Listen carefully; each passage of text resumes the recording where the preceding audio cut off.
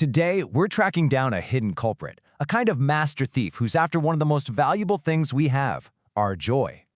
You know the feeling, right? On paper, everything seems fine. You've got a job, you've got friends, life is, moving along. But still, there's this nagging sense of dissatisfaction, a feeling that your happiness is happening somewhere else, without you. It's almost like some ghost just slipped in and poof, walked away with your contentment.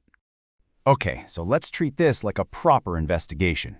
To find our thief, we've got to start at the scene of the crime and, rule out all the usual suspects first. So, when we feel unhappy, our minds immediately jump to these guys, right? The usual suspects. Maybe it was a brutal week at work, or an argument with your partner, or maybe you didn't hit a goal you set for yourself, or you're just feeling that financial pressure. And look, let's be super clear. These things are real. They cause real stress and real pain. But this is the big twist.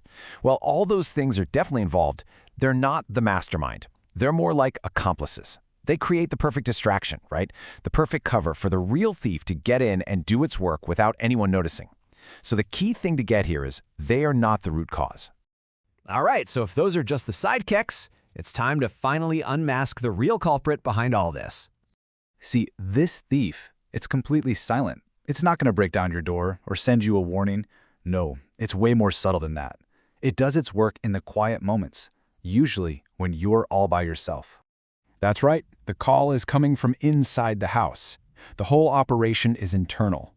The source of this big heist isn't something out there in the world.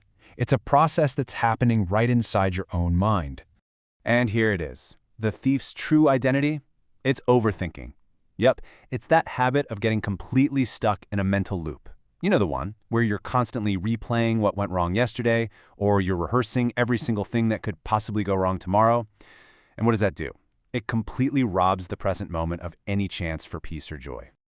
This just completely changes the game, doesn't it? That tough week at work, that's not actually the main problem.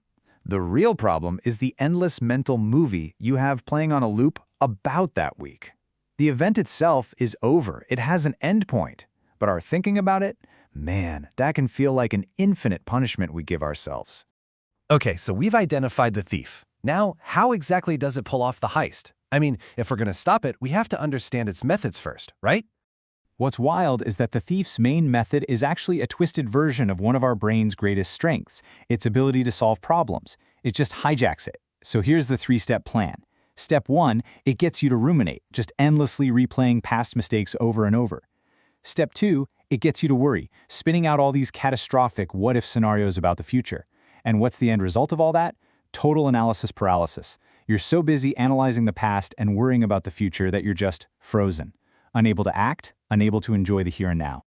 And this is where you can really see the difference. An external problem, like, say, a really bad meeting at work, has an end. You leave the room, the meeting is over. But the internal overthinking about that meeting, that follows you home, it keeps you up all night, it's probably still going to be there to greet you in the morning.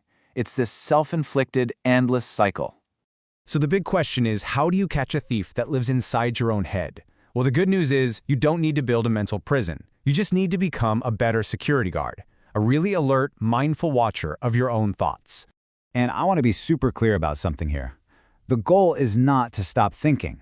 I mean, trying to force your mind to be empty, that's impossible, and it's not even helpful. Our ability to think is our greatest tool. No, the real skill is learning to spot the pattern. It's about being able to notice that exact moment when productive, let's solve this thinking starts to spiral into that destructive, repetitive loop of overthinking. The whole game is just awareness. So here are the exact questions you can ask yourself to spot the thief in action. Next time your mind is just racing, just pause for a second and ask yourself, okay, am I actually problem solving right now, or am I just hitting replay on an old movie?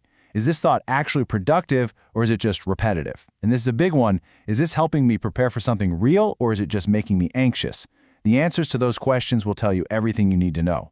They'll tell you if you're productively thinking or if the happiness thief is back at work.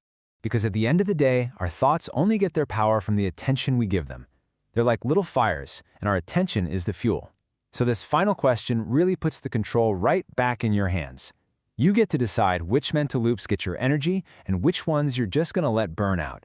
So think about it. Which thought will you stop feeding today?